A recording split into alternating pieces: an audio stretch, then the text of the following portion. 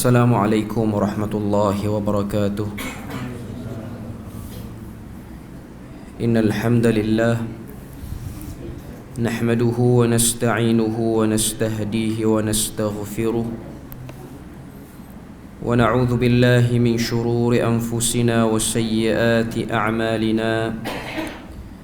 Man yahdihillahu fala mudilla lahu wa man yudlil fala hadiya lahu. Asyhadu an la ilaha illallah wahdahu la syarika lah wa asyhadu anna Muhammadan abduhu wa rasuluh. Ya ayyuhalladzina amanu ittaqullaha wa qulu qawlan sadida yuslih lakum a'malakum wa yaghfir lakum dhunubakum wa man yuti'illaha wa rasulahu faqad faza fawzan 'azima. Alhamdulillahilladzi bi ni'matihi tatimmu as-salihat. Rabbana atina min ladunka rahmatan wa hayyi' lana min amrina rashada. Allahumma ati nafsi taqwaha wa zakkiha wa anta khairu man zakkaha. Anta waliyuha wa maulaha. Alhamdulillah, syukur pada Allah subhanahu wa ta'ala kerana dengan rahmat dan juga limpah kurnia Allah subhanahu wa ta'ala berikan kepada kita kesempatan dan juga ruang waktu. Dan insya-Allah pada malam ni kita akan menyambung perbahasan kita daripada tafsir Juzu Amma, yang mana sebelum ni kita bahas surah Al-Ikhlas. Dan malam ni kita akan bahas dua surah terakhir daripada Juzu Amma, iaitu surah Al-Falaq dan juga surah An-Nas. Sebelum pada kita masuk dan kita bahas perbahasan surah Al-Falaq dan juga surah An-Nas pada malam ni, perbahasan terakhir daripada Juzu Amma, kita recall ataupun refresh balik apa yang dah kita sebut dan apa yang dah kita sentuh pada perbahasan sebelum ni, iaitu surah Al-Ikhlas. Dalam surah Al-Ikhlas Allah Subhanahu wa ta'ala sebut 4 ayat. A'udzu billahi minasyaitonir rajim. Bismillahirrahmanirrahim. Qul huwallahu ahad, Allahus samad, lam yalid wa lam yulad wa lam yakul lahu kufuwan ahad. Yang mana kalau kita tengok dalam surah Al-Ikhlas ni, surah yang ringkas, Allah Subhanahu wa ta'ala sebutkan beberapa sifatnya. Cuma yang disebutkan oleh para ulama, antara perkara utama yang Allah Ta'ala nak sebut dalam surah Al-Ikhlas ni ialah dia itu bersifat dengan As-Samad. Allah adalah As-Samad. As-Samad ni maksud dia apa? Tumpuan semua makhluk untuk menyempurnakan segala hajat dan menyelesaikan segala masalah. As-Samad ni ialah maksudnya tempat semua makhluk yang ada apa saja masalah, tak kira masalah kecil ataupun masalah besar, kepadanya sahajalah kita menyebut dan kita meminta supaya masalah tu diselesaikan.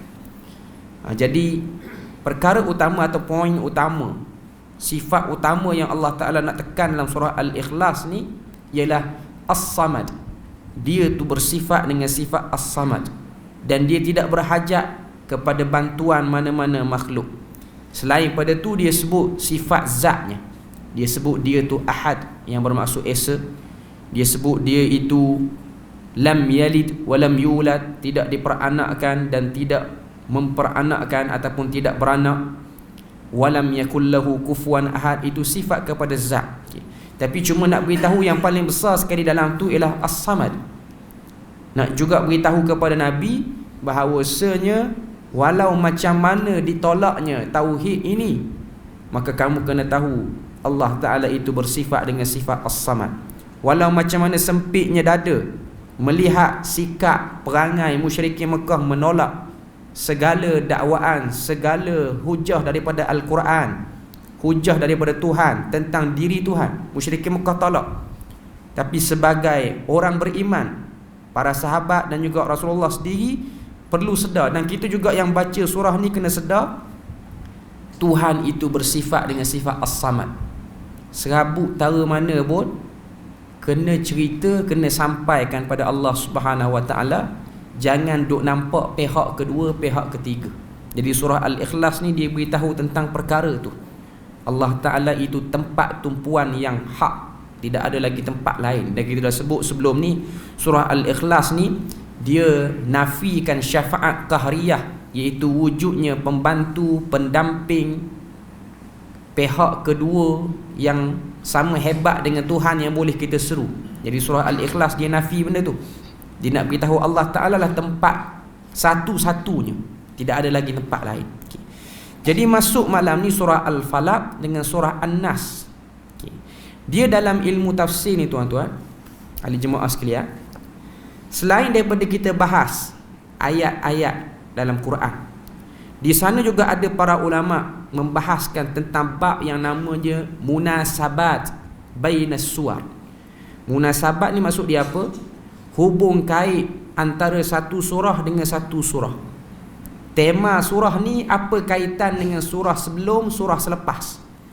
Dia mesti ada. Walaupun ilmu ni tidak diterima oleh semua ulama tafsir, tapi perbahasannya sedikit sebanyak membantu kita ni. Bila mana kita baca Quran, kita rasa makin nak tahu dan makin loba terhadap isi Quran. Walaupun ilmu munasabat ni tak semua ulama terima, dia panggil munasabat. Munasabat ni bukan munasabah yang kita duk cakap tu. Munasabat ni maksudnya hubung kait. Apa kaitan surah Al-Ikhlas dengan surah sebelum Al-Masad, dan juga kaitan surah Al-Ikhlas dengan surah Al-Falaq lepas daripada tu. Itu dia panggil hubung kait, ilmu hubung kait. Benda tu kita kira masih barulah. Sebahagian orang mungkin baru dengar, tapi benda tu menarik. Kalau kita bincang, benda tu menarik. Hubung kait 114 surah ni dia ada hubung kait. Hubung kait tema, daripada satu tema ke satu tema, daripada satu tajuk ke satu tajuk. Jadi saya bahas, bagi ulama yang menerima ilmu ni, dia sebut kaitan surah Al-Ikhlas dengan surah Al-Falaq ni. Surah Ikhlas Allah Ta'ala nak beritahu tauhid yang jelas, iaitu Allah Ta'ala itu zatnya esa, dan dialah satu-satu tempat untuk kita minta perlindungan, permohonan dan hajat. Kita tidak berhajat kepada orang lain ataupun pihak lain untuk minta tolong dengan dia. Okay. Jadi orang yang nak perjuangkan tauhid ni, orang yang nak tolak kesyirikan, dia pasti akan diuji. Jadi hubung kait surah Ikhlas dengan surah Al-Falaq, surah Al-Falaq dan juga surah An-Nas, Allah Ta'ala nak beritahu pada kita, bila mana seseorang tu dia bawa ataupun dia datangkan seruan tauhid ni, tak semua orang suka seruan tauhid. Cerita tauhid ni tuan-tuan, tak semua orang suka. Sama ada orang yang menolaknya itu ialah orang yang sama fahaman, sama agama dengan kita, ataupun orang agama lain. Cerita nak minta hanya pada Allah Ta'ala, tak boleh minta pada orang lain. Orang yang bawa tauhid ni dia nafikan semua bentuk-bentuk kesyirikan, pujaan, seruan yang boleh disamatarafkan dengan Tuhan, semua dia tolak. Dia nak satu je, iaitu terus minta direct pada Allah Ta'ala. Orang yang bawa kerja macam ni, orang yang mula-mula bawa ialah Nabi lah. Okay. Orang yang akan meneruskan kerja ni, perjalanan dia, flow dia tidak sentiasanya tenang, tanpa ada apa-apa dugaan dan cabaran. Akan ada orang yang cuba nak mengganggu gugat orang yang bawa seruan ni. Jadi surah Al-Falaq dengan surah An-Nas, Allah Ta'ala nak beritahu pada kita, orang yang bawa seruan tauhid, dia tak akan dapat duduk diam, dia mesti ada cubaan. Akan ada orang yang cuba sakiti orang yang bawa seruan ni. Sama ada gangguan tu datang dalam bentuk zahir, orang ganggu dengan orang pukul kita, orang cuba nak sakiti jasad kita, zahir kita, ataupun orang cuba nak bebankan perasaan kita, dua-dua. Maknanya tekanan dalaman dan luaran. Jadi surah Al-Falaq pada malam ni kita akan bahas. Kita tengok dulu, kita baca dulu beberapa ayat daripada surah ni. A'udzubillahi minasyaitonirrajim. Bismillahirrahmanirrahim. Qul a'udzu birabbil falaq min syarri ma khalaq wa min syarri ghasiqin idza waqab wa min syarrin naffatsati fil 'uqad wa min syarri hasidin idza hasad. Itu daripada surah Al-Falaq. Allah Subhanahu wa taala sebut dalam surah Al-Falaq ni, Allah Taala kata, qul a'udzu birabbil falaq. Katakanlah wahai Muhammad, aku berlindung dengan Tuhan yang menjaga ataupun yang menjadikan waktu subuh. Al-Falaq tu maksudnya waktu subuh. Min syarri ma khalaq, daripada segala keburukan apa yang dia ciptakan. Wa min syarri ghasiqin idza waqab, dan juga daripada keburukan waktu malam yang mulai menjelang. Wa min syarrin naffatsati fil 'uqad, dan juga daripada keburukan perempuan-perempuan sihir yang meniupkan pada tangkal-tangkal. Wa min syarri hasidin idza hasad, dan juga daripada keburukan orang yang berhasad bila mana dia berhasad. Surah ni 5 ayat.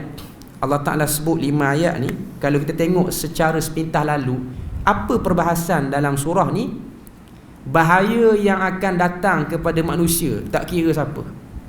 Sebab Allah Ta'ala mulai ayat pertama surah Al-Falaq ni, a'udzu birabbil falaq. Katakanlah wahai Muhammad ataupun orang yang baca ayat ni, aku berlindung dengan Tuhan yang menciptakan waktu subuh. Al-Falaq ni maksudnya waktu subuh, waktu di antara malam dengan nak masuknya fajar. Itu dipanggil Al-Falaq. Al-Falaq tu maksudnya pemisah antara malam nak pergi ke siang. Allah Ta'ala sebut dialah Rabbil Falaq, dialah Tuhan yang menciptakan waktu tu. Sebab apa nak kena berlindung dengan waktu ni? Kemudian Allah Ta'ala sebut ayat kedua, berlindung juga daripada keburukan segala apa yang telah aku ciptakan. Allah Ta'ala nak beritahu pada ayat kedua, benda-benda buruk ni, benda-benda buruk, kecelakaan, kesakitan, ini makhluk yang Tuhan cipta. Makhluk yang Tuhan cipta. Kemudian Allah Ta'ala sebut ayat yang ketiga, wa min syarri ghasiqin idza waqab, dan juga daripada keburukan waktu malam yang mulai menjelang. Malam gelap tu, dia nak masuk malam gelap, minta berlindung daripada keburukan waktu tu. Wa min syarrin naffatsati fil 'uqad, ayat yang keempat, dan juga daripada keburukan an-naffatsat, maksudnya perempuan-perempuan sihir yang mereka ini membaca mantra ataupun ayat jampi, dia tiupkan pada uqad. Uqad tu maksud dia tangkal, ikatan. Ini benda-benda yang disebut. Wa min syarri hasidin idza hasad, dan juga daripada keburukan orang berhasad bila mana dia berhasad.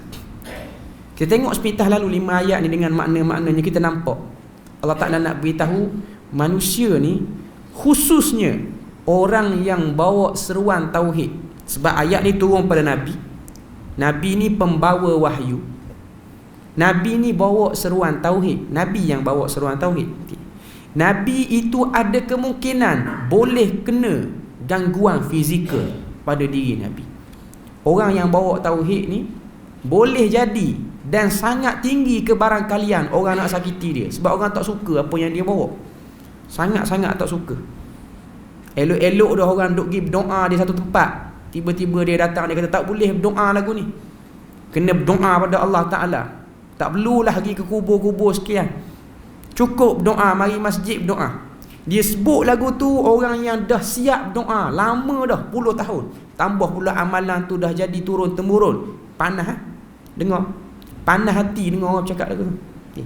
Tambah pula kita dah habis duit banyak dah, kubur tu siap bubur ekong dah, tiba-tiba ada orang kata tak boleh berdoa. Panas hati. Panas hati.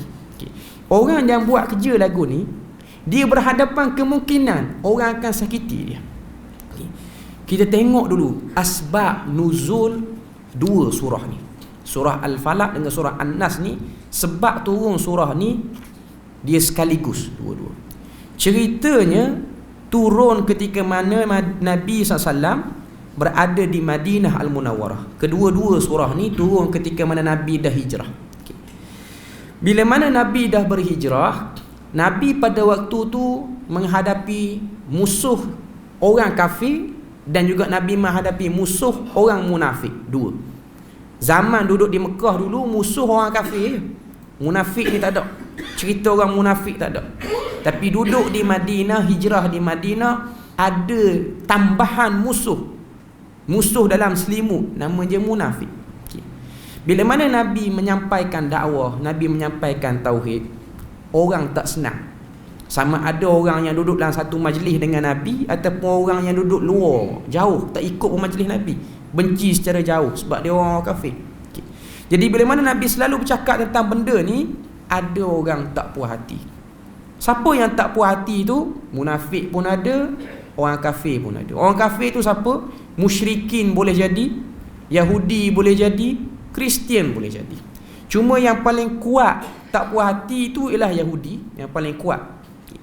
Jadi diceritakan dalam kitab Lubabin Nuqul karangan Imam As-Suyuti rahimahullahu ta'ala, sebuah kitab yang cerita tentang sebab turun satu-satu surah. Dia cerita 2 surah ni turun sebab Nabi sallallahu alaihi wasallam pernah kena sihir. Sihir apa yang kena pada Nabi? Para ulama bahas, sihir yang kena pada Nabi ni ialah takhyil. Nabi jadi khayal. Nabi rasa macam dah buat, rupanya tak buat. Ada perbahasan lah para ulama. Ada yang kata Nabi kena tafrik. Tafrik ni maksud dia apa? Sihir pemisah antara suami isteri.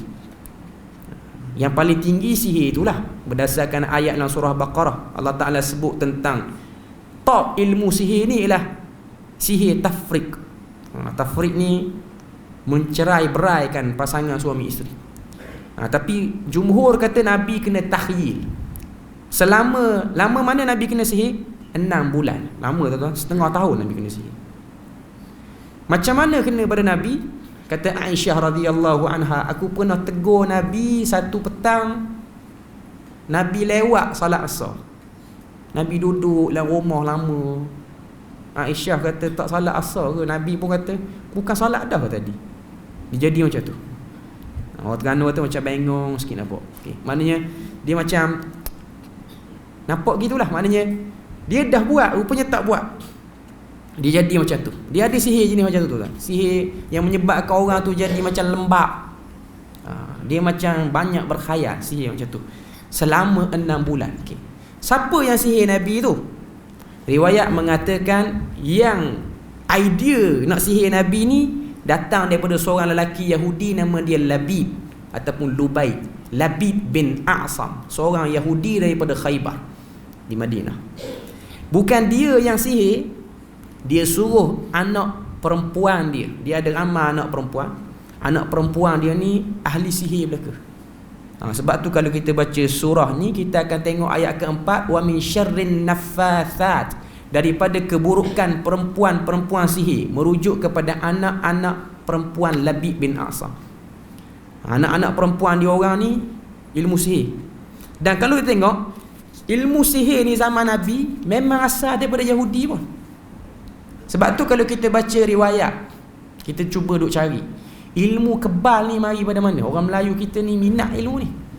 Orang belajar silat apa semua minat ilmu kebal ni. Dia mari pada mana? Tuan-tuan duk cek, kita duk cek. Ilmu kebal ni kalau zaman Nabi, siapa first yang ada ilmu kebal? Yang ada ilmu kebal ni ialah ketua orang Yahudi tu. Apa nama saya tak ingat. Ketua orang Yahudi tu. Okay. Tapi dia Muhammad bin Maslamah, sahabat Nabi yang bunuh dia. Dia tak mari nama Yahudi tu. Cuma Nabi pernah hantar sahabat pergi ke Khaybar nak tikam dia tak lu. Ka'ab bin Ashraf. Okay, itu nama ketua Yahudi. Bila mana sahabat masuk dalam bilik dia, tikam tak lu. Dia ada ilmu tu, dan ilmu tu mari pada sihir tu. Mari pada sihir. Sebab tu ilmu kebal ni kalau orang cuba nak nasabkan, cuba nak hubungkan dengan ilmu agama Islam, tak ada hubungan. Sebab jelas Nabi perang, Nabi terluka, jelas. Benda tu dah cukup jelas. Jadi ilmu kebal ni, dia bacalah ayat surah Taubah ke surah apa ke, mari pada syaitan. Kita kata semua tu mari pada syaitan. Kalau ilmu kebal tu benar-benar ada, maka Allah Ta'ala akan beri pada Nabi dan para sahabat. Sebab ni first generation yang tumpah darah, yang berjuang lawan orang kafir paling awal. Kita ni tak ada cara mana nak dapat ilmu tu. Sebab kalau kita tengok ilmu kebal ni, dia kebal dekat mana? Dia kebal dalam gelanggang je tuan-tuan. Kalau tuan-tuan tengok orang yang silap apa semua, dalam gelanggang je. Kalau betul kebal dia tu tahan lama, kita bawa dia pergi ke Syria, dia perang, jimat duit banyak. Yang ni tak payah beli baju kalis peluru apa semua, hantar yang ni cukup. Tapi duk silap sini lah, suruh pergi ke Syria tak berani pergi semua. Okay. Sebab apa? Sebab ilmu tu duk laku dalam gelanggang tu je. Gelanggang pertunjukan tu laku situ. Okay. Dia tak laku kat luar. Okay. Jadi kita kata ilmu ni ilmu tak betul. Ilmu ni ilmu tak betul. Dan itu cabang-cabang sihir. Okay. Labid bin A'sam, balik pada cerita kita ni. Labid bin A'sam ni, dia ada anak perempuan, dia telah curi rambut-rambut Nabi. Nabi sikat rambut Nabi terlekat dekat apa benda ni, dekat sikat tu. Dia intip dan dia dapatkan rambut Nabi tu. Dia tangkalkan rambut Nabi tu. Lalu dia ikat jadikan tangkal, dan dia suruh anak-anak perempuan dia mantrakan ataupun jampi, sihirkan tangkal tu, diikat dan diletakkan di dalam satu perigi. Tujuan dia nak suruh Nabi ni jadi khayal. Ini dia panggil bahan-bahan sihir yang digunakan. Memang benda tu ada zaman Nabi. Dan siapa yang kena? Nabi sendiri yang kena.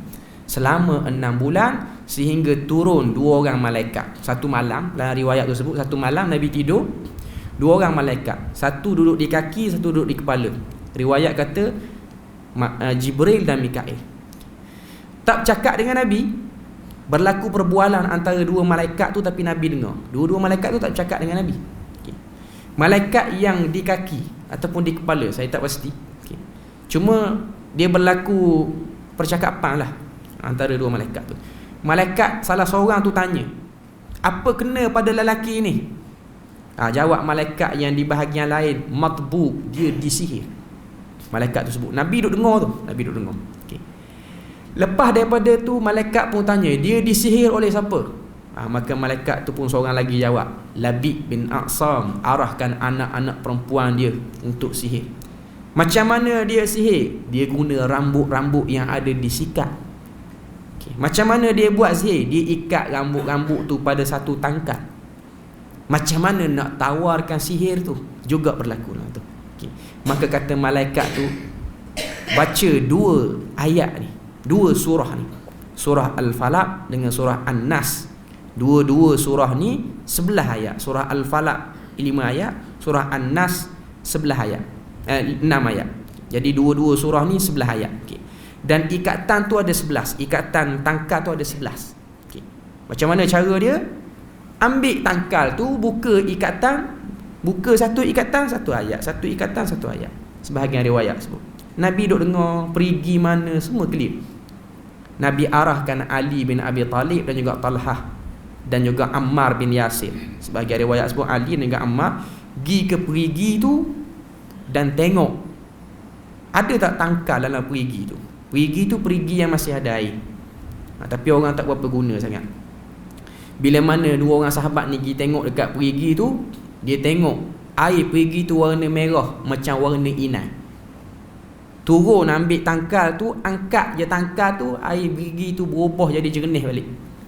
Kuat sihir tu, kuat. Dan sahabat tu pun buat macam mana yang Nabi suruh. Lepas pada tu Nabi pun kebah daripada sihir dia. Nabi lega lah daripada sihir dia. Okay.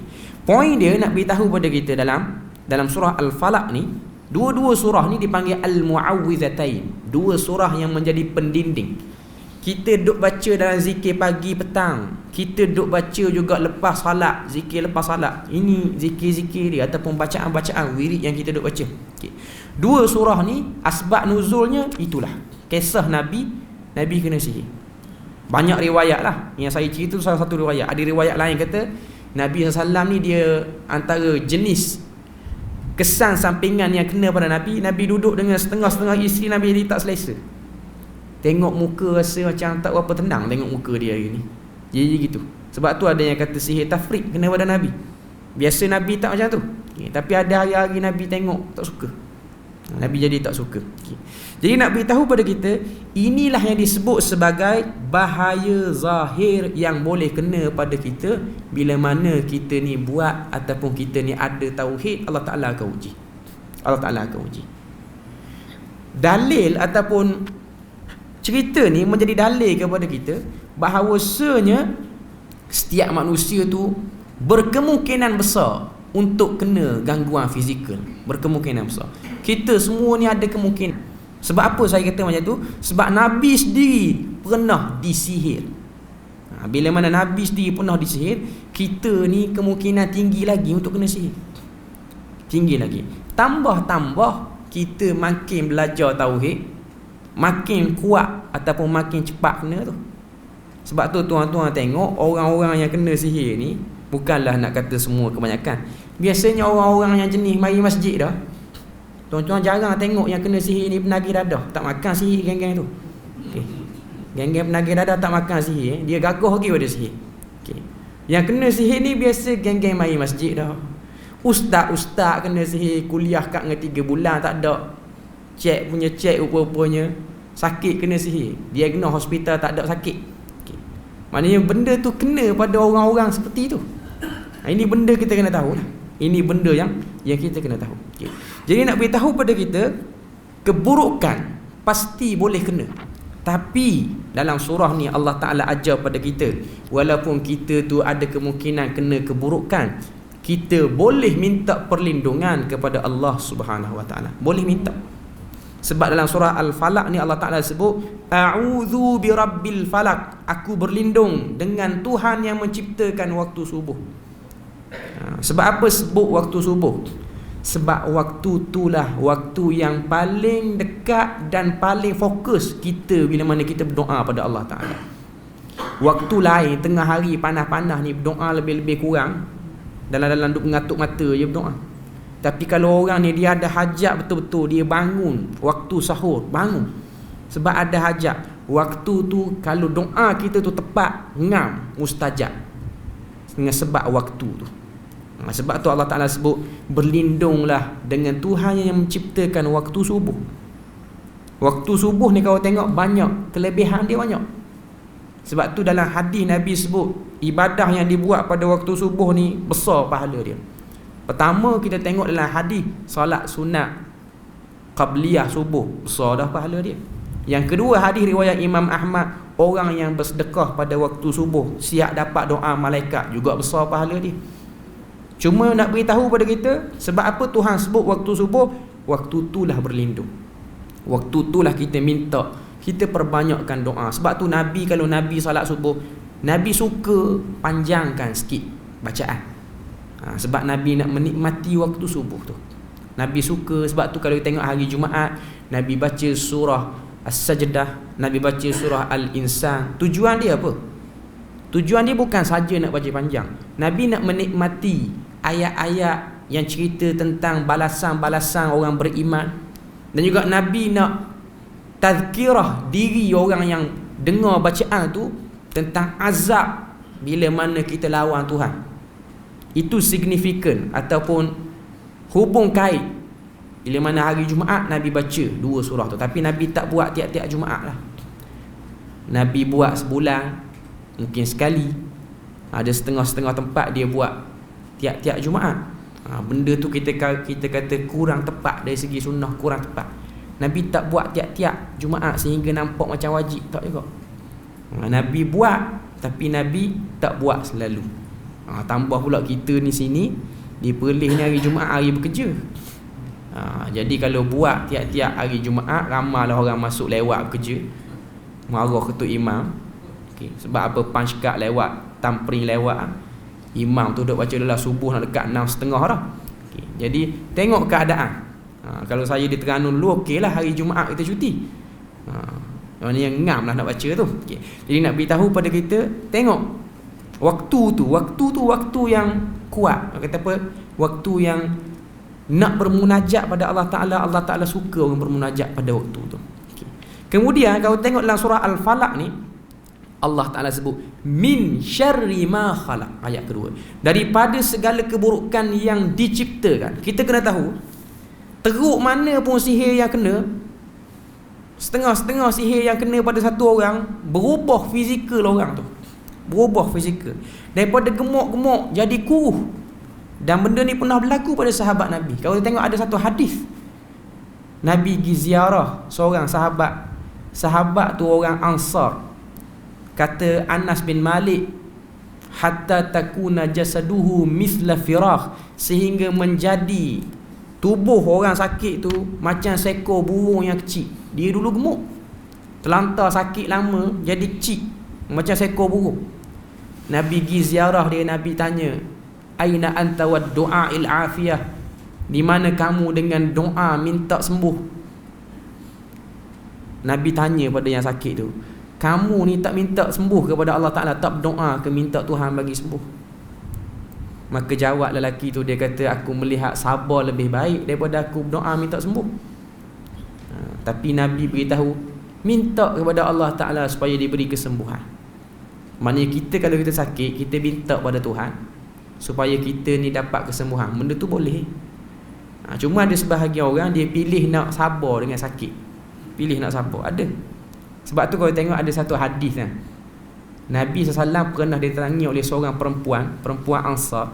Dia ni ada satu penyakit sarak. Sarak ni maksud dia apa? Sebulan sekali dia akan gila.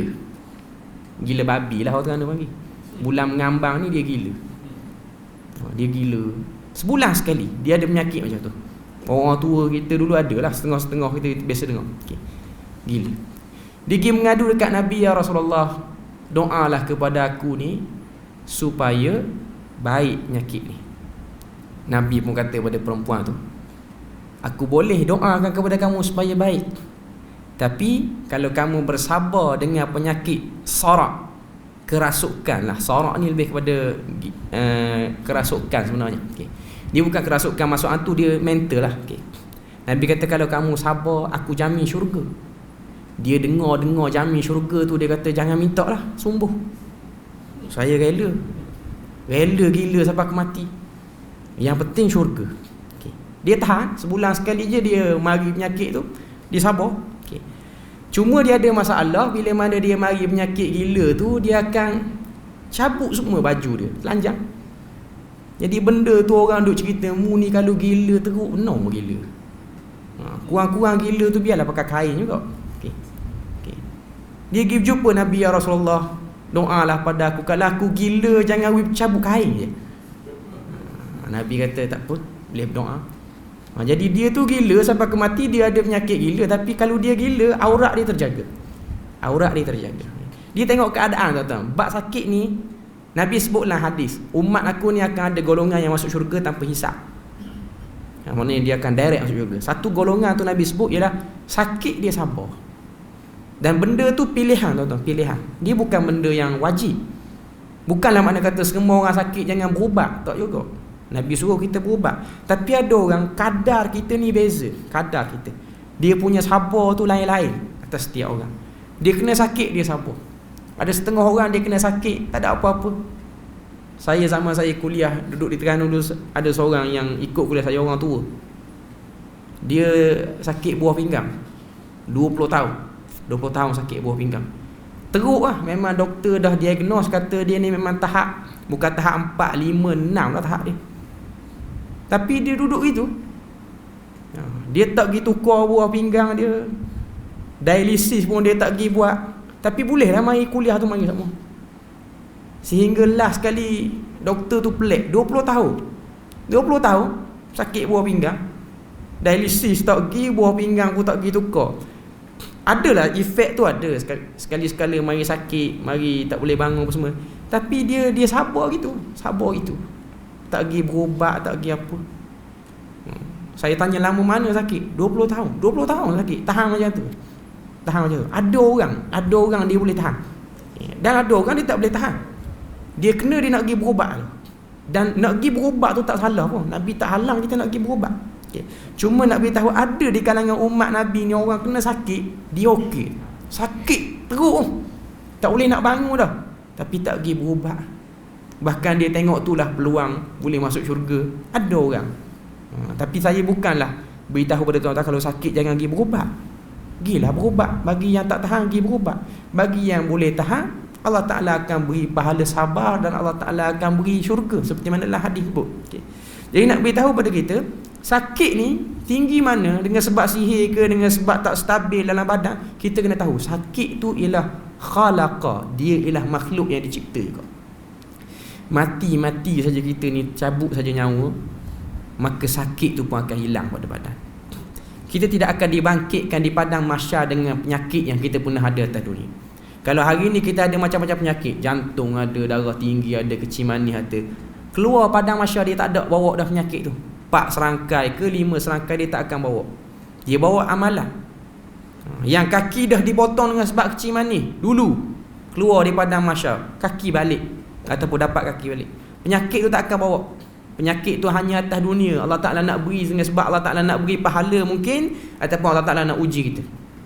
Cuma kita kena set bila mana kita baca surah Al-Falaq ni, syarri ma khalaq. Apa yang buruk tu Allah Ta'ala buat.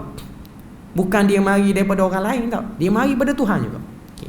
Kemudian Allah Ta'ala sebut wa min syarri ghasiqin idza waqab, dan juga daripada kejahatan waktu malam bila mana dia menjelang. Sebab apa sebut waktu malam? Sebab kejahatan ni dia sinonim dengan waktu malam. Sihir, hantu, jin, syaitan ni memang sinonim waktu malam.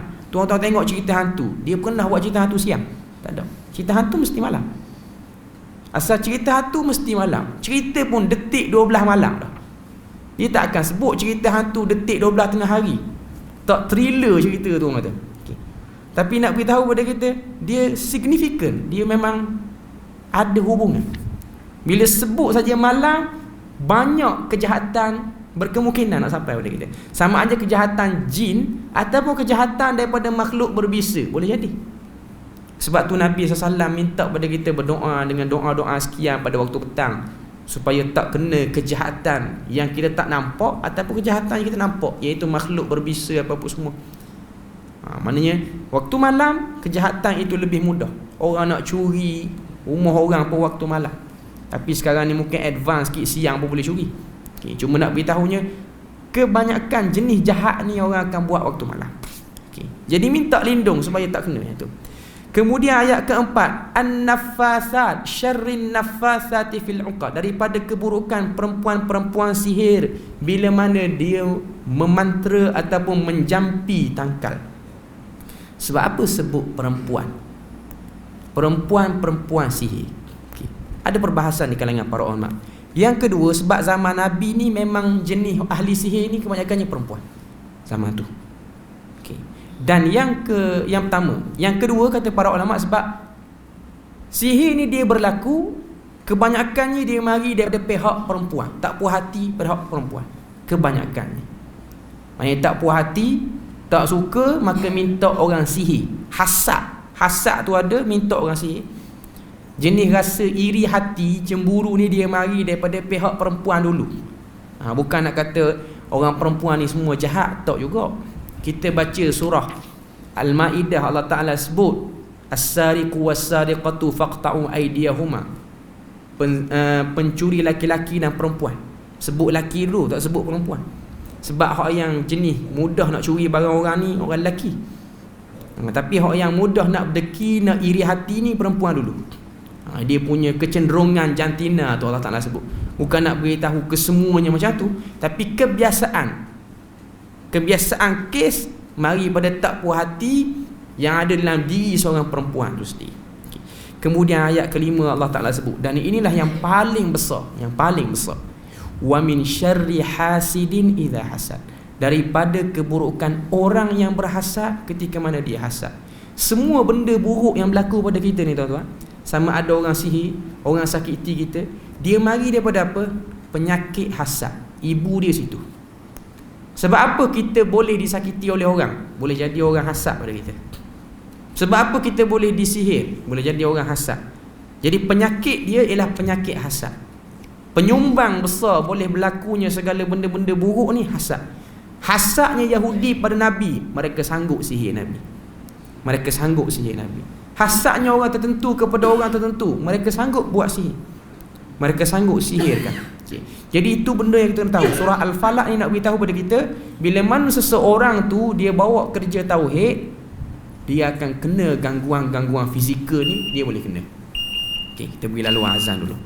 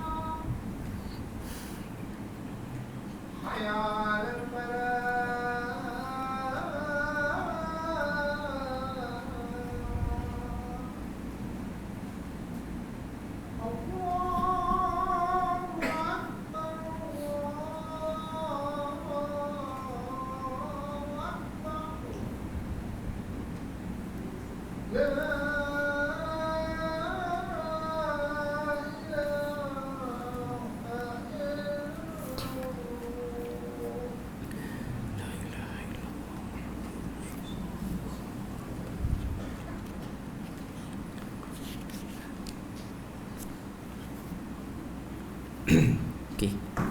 Kita sambung sikit lagi. Okey. Jadi nak beritahu pada kita surah Al-Falaq ialah berkaitan dengan bolehnya berlaku gangguan zahir. Orang boleh sakiti jasad kita, sama ada dengan cara halus ataupun cara kasar. Cara halus ni sihir lah, macam yang kena pada Nabi. Cara kasar juga macam yang pernah kena pada Nabi. Orang sakiti Nabi, orang pukul Nabi, apa semua boleh jadi. Okay. Cuma balik semula kepada surah Al-Ikhlas. Bila mana kita kena tu, kita kena ingat Tuhan itu bersifat dengan As-Samad. Nak kait dengan surah sebelum ni lah. Kena sihir, kena uji tu, janganlah kita terpedaya dengan ajakan-ajakan yang boleh jadi daripada syaitan, ilham apa-apa semua. Nak berubat dengan cara syirik juga. Balik semula pada surah Al-Ikhlas, iaitu As-Samad tu, balik semula kepada yang tu. Okey. Clear untuk surah Al-Falaq. Kita sentuh sikit surah An-Nas. Okey. Surah An-Nas Allah Taala sebut 6 ayat. Bismillahirrahmanirrahim. Qul a'udzu birabbin nas, malikin nas, ilahin nas, min syarril waswasil khannas, alladhi yuwaswisu fi sudurin nas, minal jinnati wan nas. Surah An-Nas, Allah Ta'ala sebut ayat pertama, Qul a'udzu birabbin nas. Katakanlah wahai Muhammad, aku berlindung kepadamu dengan Tuhannya manusia. Surah Al-Falaq tadi, Tuhan yang menciptakan waktu subuh. Okay, ini surah An-Nas, Tuhan yang menciptakan manusia. Malikin nas, yang merupakan raja kepada manusia. Itu terjemahan pertama. Terjemahan kedua kata Malikin nas, yang memiliki, mengurus manusia, pun boleh juga. Ilahin nas, ilah, Tuhannya manusia, iaitu tempat cenderungnya perasaan hati sekalian makhluk ni kepadanya. Min syarril waswasil khannas, daripada keburukan waswas, iaitu satu suara buruk yang akan lalu dalam hati kita. Al-Khannas. Al-Khannas tu ada sebahagian sebut suara buruk yang jahat, dan juga ada yang kata Al-Khannas tu nama syaitan yang tiup dalam hati kita. Allazi yuwaswisu fi sudurin nas, yang sentiasa meniup ke dalam hati manusia. Minal jinnati wan nas, daripada kalangan jin dan juga manusia. Okay. Surah Al-Falaq tadi dia beritahu pada kita tentang boleh terjadinya keburukan zahir. Minta lindung supaya diri zahir kita ni tak kena apa-apa keburukan. Okay.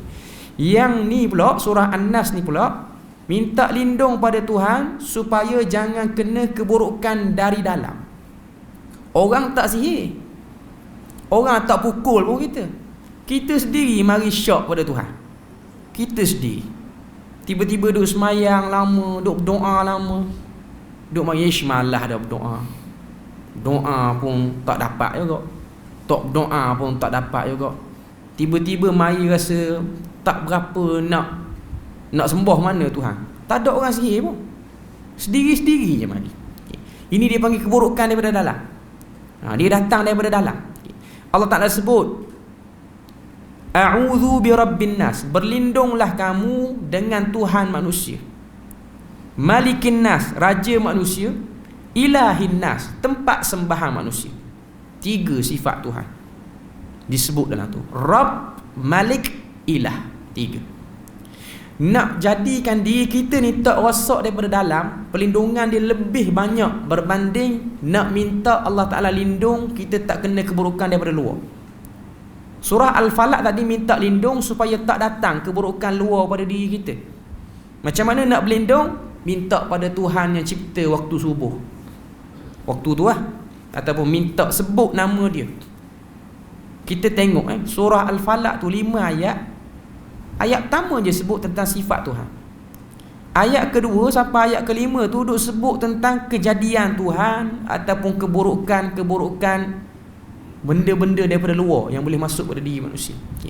Tapi untuk surah An-Nas ni 3 ayat pertama duk sebut sifat dia dulu. Berlindunglah kamu dengan Tuhan yang menciptakan manusia. Rabbin nas, cipta manusia. Malikin nas, yang urus tadbir manusia. Ilahin nas, yang menjadi tempat tumpuan tujuan manusia bila mana susah. Maknanya nak beritahu kepada kita, untuk membentengi diri daripada tak jadi syirik, kita kena benteng dalaman kita lebih kukuh, lebih kuat berbanding benteng untuk kita minta kita tak kena gangguan daripada luar.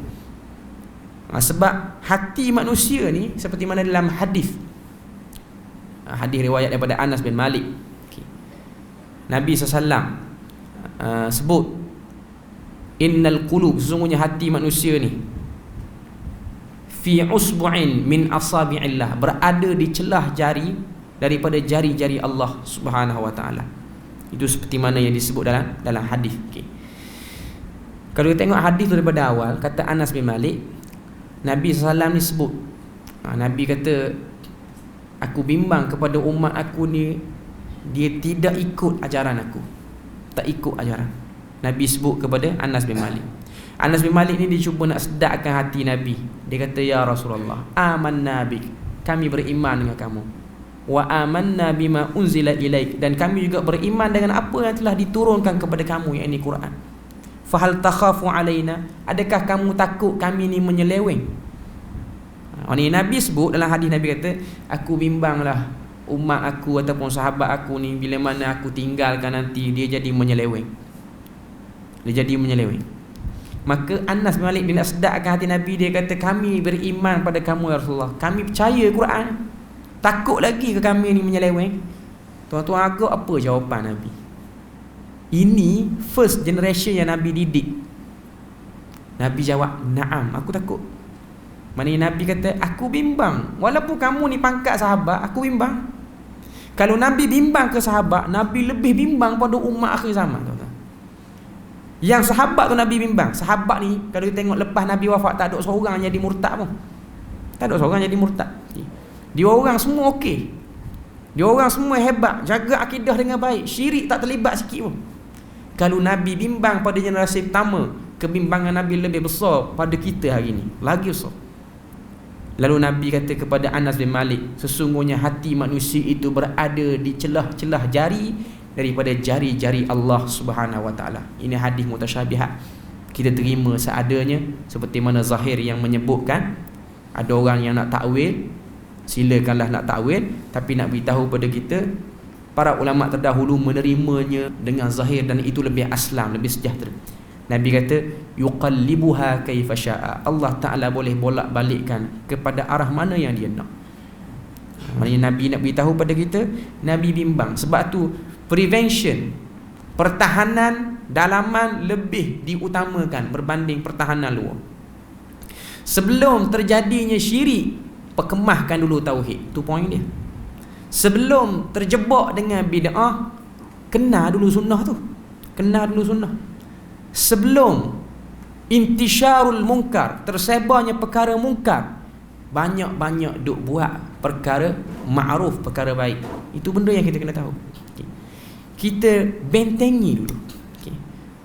Sebab tu sebelum berlaku satu-satu benda buruk, sebelum orang ni duk sembah benda-benda yang mengarut, kita kena sebut benda tu. Kena sebut dulu benda tu. Sebab takut berlaku akan datang. Takut berlaku akan datang. Sebelum berlaku tokok tambah pada agama, benda tu disebut. Sebab tu kalau tuan-tuan tengok dalam bab hadis-hadis berkaitan dengan fitan wal malahim, fitnah dan kekacauan, kita akan tengok satu bab Nabi pesan kepada kita tentang kedatangan Dajjal. Dan Nabi sebut dalam hadis, awwalu anbiya, Nabi pertama yang cerita kepada umatnya bahaya Dajjal ialah Nabi Nuh. Yang pertama cerita. Umat Nabi Nuh tak ada seorang hidup tahun 2020 Tak ada seorang. Maknanya kemungkinan nak jumpa dengan Dajjal yang Nabi sebut mata dia tu ada sebelah je, sangat-sangat tipis bagi kaum Nabi Nuh. Dan kita katakan tak ada. Umat Nabi terdahulu semua dah mati dah, tapi mereka pernah dengar tentang akan datangnya Dajjal. Dan yang berkemungkinan nak berjumpa dengan Dajjal tu kita, yang berkemungkinan tinggi kita. Cuma nak beritahu umat Nabi terdahulu sebelum datang Nabi Muhammad, duk cerita dah Dajjal ni begini. Padahal tak kena pun pada umat dia orang, kena pada umat kita. Maknanya nak beritahu pada kita, beritahu awal-awal siap-siap benda yang boleh membahayakan. Sebab tu kalau tengok 3 ayat surah An-Nas ni, Allah Ta'ala sebut Tuhan manusia, Raja manusia, sembahan manusia. 3. Sebab nak bagi lumat, nak bagi padat pasak ni. Kita kena sedar Allah Ta'ala tu yang cipta kita, dia urus takbir kita, dia pula lah tempat kita sembah. Kemudian Allah Ta'ala sebut min syarril waswasil khannas, akan datang kepada kamu keburukan yang berbentuk tiupan-tiupan idea-idea buruk yang boleh lalu dalam hati kamu. Boleh lalu, tuan-tuan. Boleh lalu. Sebab tu dalam hadis Nabi sebut, dalam hadis Nabi sebut kepada kita, antara gangguan syaitan, syaitan akan masuk. Syaitan akan masuk pada orang yang beribadah. Ni dalam hadis Nabi sebut. Saya tak ingat hadis riwayat mana. Bila mana kita duk fikir banyak sangat bab Tuhan ni, syaitan tu akan beri idea. Siapa cipta bulan? Kita pun jawab Allah Ta'ala. Siapa cipta langit? Allah Ta'ala. Siapa cipta makhluk? Allah Ta'ala. Datang satu soalan, siapa cipta Allah Ta'ala? Situ soalan nak bunuh. Kita layan jam kita. Cuma nak beritahu benda tu akan masuk pada orang yang duduk solat. Dia tak akan masuk pada orang yang sembah berhala. Dia akan masuk pada kita semua. Hak yang duk mari kuliah ni, dia masuk pada kita. Dan mungkin boleh masuk pada hak yang duk mengajar. Sebab tu tuan-tuan jangan pelik, ada sebahagian tok-tok guru hebat, sampai satu masa dia tersasar daripada garisan. Sebab dia layan benda tu, dia layan. Dan benda ni pernah berlaku. Benda ni pernah berlaku. Ada setengah-setengah orang alim, dia duk cerita tentang tauhid.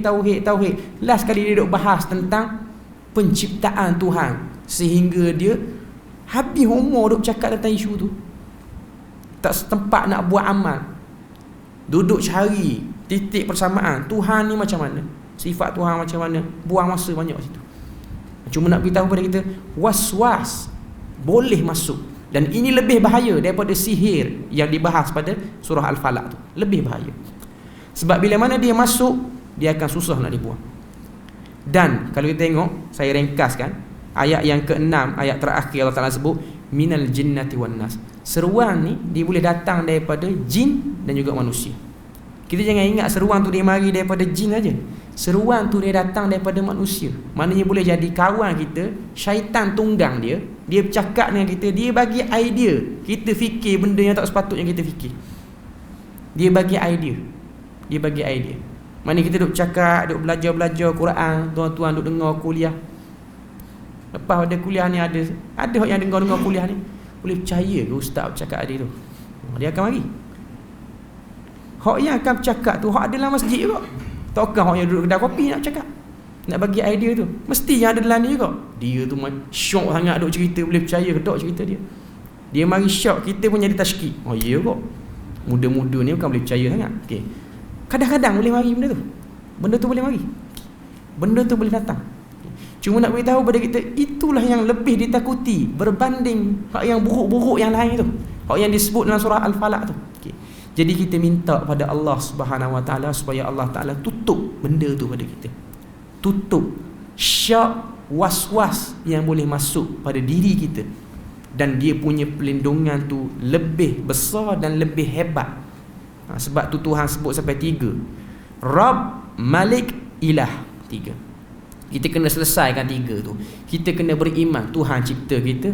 Kita kena beriman Tuhan takbir urus kita. Dan yang paling besar sekali, Ilah, tempat sembah. Susah tara mana pun Allah Ta'ala lah tempat sembah. Dia balik kepada surah Al-Ikhlas tu, As-Samad. Sebab manusia ni tempat dia nak gelong, tempat dia nak punah, nak rosak bila mana dia diuji dengan keburukan. Situlah tempat dia nak rosak, situlah tempat dia akan mempertaruhkan mungkin akidahnya pada waktu tu. Okay. Jadi itulah sedikit sebanyak perbahasan kita daripada surah Al-Falaq dengan surah An-Nas. Jadi saya rasa kita berpada situ, dan lepas pada ni kita akan masuk Hawamim Sab'ah, tafsir surah-surah Hamim bermula daripada surah Ghafir. Okay. Dan minggu depan kita baca sirah, fiqh sirah Ramadan Putih. Okay. Sebelum tutup mungkin ada soalan, ada yang nak bertanya?